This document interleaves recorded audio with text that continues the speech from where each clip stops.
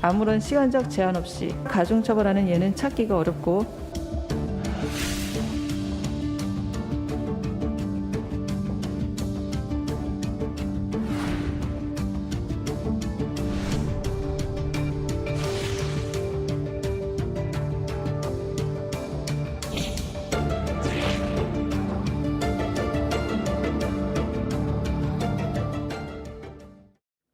헌법재판소가 2회 이상 음주운전에 적발된 사람을 가중처벌하는 윤창호법 조항에 위헌 판결을 내렸습니다.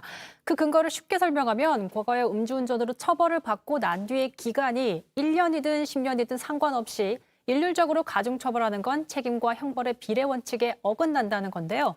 자, 이 위헌 결정으로 인터넷에는 음주운전 적발 2회 재범자, 은어로 음주 이진, 그들의 구제를 바라는 문의글들이 잇따르고 있습니다. 김기훈 변호사와 함께 관련된 얘기 나눠보도록 하죠. 자, 윤창호법 위헌 판결이 나오니까 현재 음주운전 구제 문의가 쇄도하고 있다고 들었습니다. 실제로 지금 변호사님도 그런 문의 많이 받으시나요? 예, 많이 받고 있습니다. 이제 재판 중이거나 네. 그리고 이제 재판이 끝난 사람도 있습니다. 그래서 재판 끝난 사람은 내가 어떻게 구제받을까? 그다음에 또 지금 재판 중인 사람은 검사에서 어떻게 조치를 취할 건지 이거 많이 문의하고 있습니다. 또 그리고 내 운전면허는 어떻게 되는지 다시 구제할 수 있는지 이것도 같이 문의하고 있습니다. 지금 PDP 저희 화면에 나오면 보면 재심 신청하고 왔습니다. 도움 부탁드립니다. 음주 특사 가능할까요? 이런 글들이 정말 많이 올라와 있습니다. 근데 애초에 윤창호법이 음주운전의 경각심을 높이려는 취지에서 법이 개정된 거 아니었을까요? 예, 맞습니다. 예, 2019년 6월 25일부터 시행됐는데요. 2006년 6월 1일부터 2회 이상 음주운전한 사람에 대해서 가중처벌로 바뀌었습니다. 네. 그 전에는 1년에서 3년 그리고 500만 원에서 1,000만 원 사이의 벌금으로 처해졌는데 윤창호법 시행으로 인해서 2009년 6월 25일부터 2년에서 5년 그다음에 벌금 1천만 원에서 2천만 원으로 상향됐습니다. 그런데 여기에서 한 규정이 있지 않습니까? 네. 2년 그다음에 벌금 1,000만 원 이 문제를 가지고 헌법재판소에서 위헌 결정을 한 겁니다. 예. 그러면 윤창호법이 위헌이라고 판결한 근거가 정리를 해보면 그런 일률적으로 가중처벌하는 게 맞지 않다라는 건데 이게 좀 납득이 되지가 않습니다. 예. 납득 쉽지가 않아요, 사실. 예, 쉽지 않습니다. 예. 네. 그 하한 규정이 2년하고 벌금 1,000만 원입니다. 예전에는 1년하고 벌금 500만 원이었는데 일률적으로 2006년 6월 1일부터 한 범죄에 대해서는 음주량이 얼마인지 그다음에 최초 전과가 몇 년도에 있었는지에 상관없이 일률적으로 2년을 한 거에 대해서 책임과 그다음에 형벌에 대해서 비례 원칙에 반한다는 이유로 헌법재판소에서 위헌 결정을 하였습니다. 사실 근데 이게 특별법이 제정된 부분이 있잖아요. 윤창호법 자체가. 예. 그러면 다른 범죄, 음주운전이 아닌 다른 범죄는 재범 기간에 제한 없이 그렇게 일률적으로 가중처벌하는 경우가 없었나요? 예, 누범이라는 규정이 있습니다. 형법에 규정되어 있는데요. 네. 예, 집행을 종료하거나 면제된 이후에 3년 내에 범한 경우에는 장기의 2배를 처벌을 가중한다는 규정이 있습니다. 그런데 사실 지금 국민들의 정서나 경찰청의 통계를 봐도 올해 1월부터 10월까지 적발된 음주운전자 중에 45%가 재범이었어요. 그러니까 굉장히 많은 수가 재범을 한다는 건데 지금 음주운전에 그래서 경중을 따질 필요가 있는 거냐, 가중처벌이 좀 중요하다 이렇게 보는 시각들이 많거든요. 예. 여기에 대해서 어떻게 좀 말씀해 주실지. 예, 여론조사에 나타났듯이 63%가 국민들이 이번 위헌 판결에 대해서 잘못됐다 이런 의견을 제시하고 있습니다. 네네. 지금 말씀하신 것처럼 헌법재판소 2명의 재판관이 지금 말씀하신 것처럼 그런 거 따지지 말고 경중 따지지 말고 음주운전 자체로 처벌해야 되는 거 아니냐라는 의견이 있었습니다. 그런데 헌법재판소 7명은 네네. 음주운전도 음주량이 있고 그다음에 음주한 동기가 있고 음주 거리가 있고 이런 거를 구별을 해서 재질이 그다음에 경한 이런 거를 판단해서 따져야 되지 단지 음주운전했다는 자체만으로 따지지 않고 일률적으로? 처벌하는 거는 좀 문제다 이렇게 봤습니다. 말씀하신 게 어쨌든 이번 위헌 결정에 모든 재판관이 찬성한 건 아닌데 반대의 의사를 표했던 재판관들은 국민의 법감정을 반영해서 재범 운전자들의 가중처벌을 합리적으로 볼 필요가 있다. 이런 반대 의견도 있긴 했었군요. 예, 맞습니다. 알겠습니다. 사실 근데 윤창호법 위헌 판결이 나고 굉장히 또 이슈가 됐던 한 사건이 있습니다. 굉장히 대표적인 음주운전 사례인데 장제원 의원의 아들 노엘도 그럼 혜택을 보는 거 아니냐 이런 우려가 쏟아지고 있습니다. 그런데 기사 나온 거 보니까 노엘은 윤창호법이 그대로 적용된다. 그러니까 사실 음주운전 측정 거부는 위헌 결정에 효력이 미치지 않기 때문이다. 맞나요? 예, 맞습니다. 이번에 규정된 위헌 판결에 규정된 법률이 네. 도로교통법 148조의 2항입니다. 네. 거기에 2회에서 보면은 도로교통법 44조 1항, 그다음에 44조 2항을 2회 이상 위반할 경우에 가중처벌하고 되어 있습니다. 네. 음주운전에서 측정한 거는 도로교통법 44조 1항에 관련된 문제고 음주 측정 거부는 44조 2항에 관련된 문제입니다. 다른 거군요. 예, 다른 겁니다. 이번에 위헌 판결 갖는 것은 44조 1항, 즉 음주 측정한 사람의 경우에 위헌 판결을 낸 것입니다. 그럼 뭐 결과적으로 음주운전 2회 이상 한 것보다 음주 측정을 거부해서 좀 더 강하게 처벌받을 수 있는 거잖아요. 예, 지금 음주 측정 거부한 사람이 더 강하게 처벌될 수밖에 없습니다. 그래서 이 법이 시행된 2019년 6월 15일 이후에 음주운전 2회 이상 한 사람은 음주 측정한 한 사람보다 가중되지 않게 더 낮게 처벌될 수밖에 없는 상황입니다.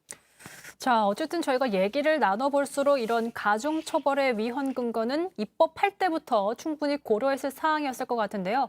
그렇다면 왜 이런 상황이 벌어진 걸까요? 관련된 영상 있습니다. 잠깐 보고 오시죠.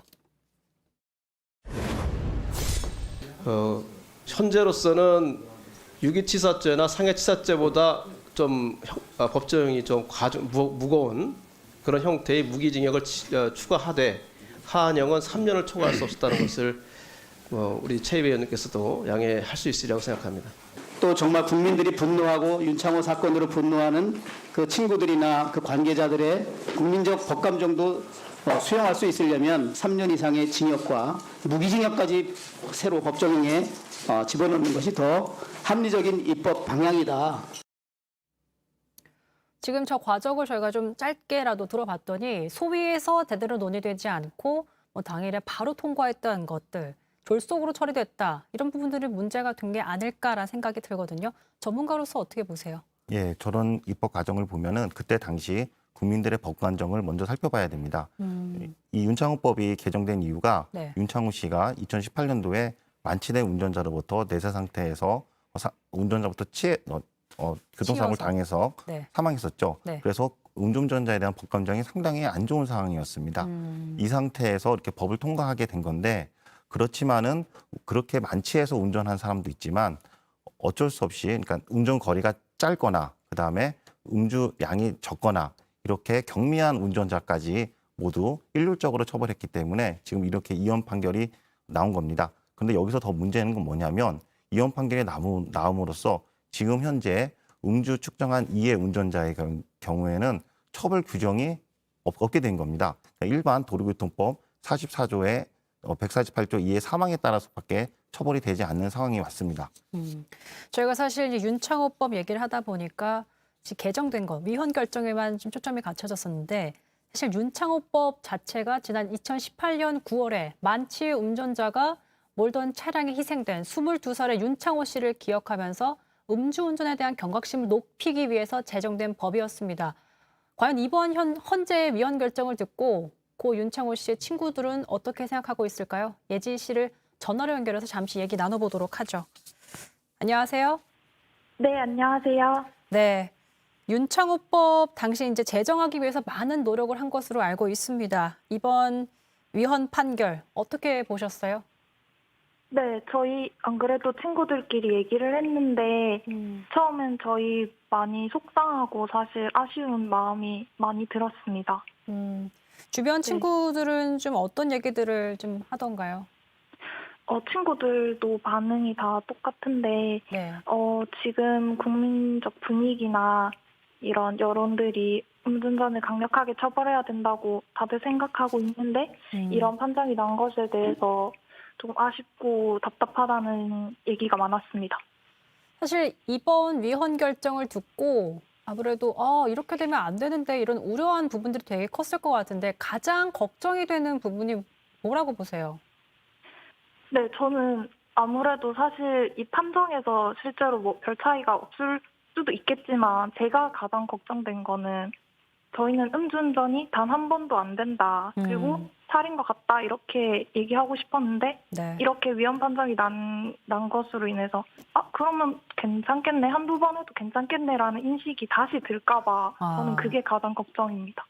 아무래도 경각심에 대한 걱정을 많이 하시고 있는 것 같아요. 근데 네, 올해 7월에 윤창호 씨 친구들끼리, 그러니까 예지 씨를 포함해서 음주운전 피해 가족들에게 후원금을 모아서 전달했다는 소식을 들었습니다. 그러니까 여전히 음주운전에 대한 인식을 높이기 위해, 경각심을 높이기 위한 활동을 하고 계시다고요? 네, 맞습니다. 저희 이번에 한국교통안전공단 부산본부 쪽이랑 통해가지고 저희한테 후원금 기부해 주신 것들이 있거든요. 한 360만 원 정도? 네. 그거를 창호 생일인 7월 15일에 기부를 했습니다. 저희 돈은 아니고 후원받은 걸로 기부를 했습니다. 자, 마무리로 이 자리를 빌려서 하고 싶은 말씀이 있으실 것 같아요.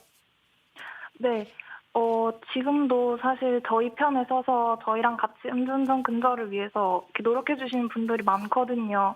그래서 그분들한테 일단 감사하다는 얘기 꼭 드리고 싶고, 위헌 결정이 났지만 그래도 저희가 노력한 거는 알아줄 거고, 결국에는 창호가 원하는 상식이 통하는 사회가 될 거니까 앞으로도 꼭 같이 응원해줬으면 좋겠다라는 말 하고 싶습니다.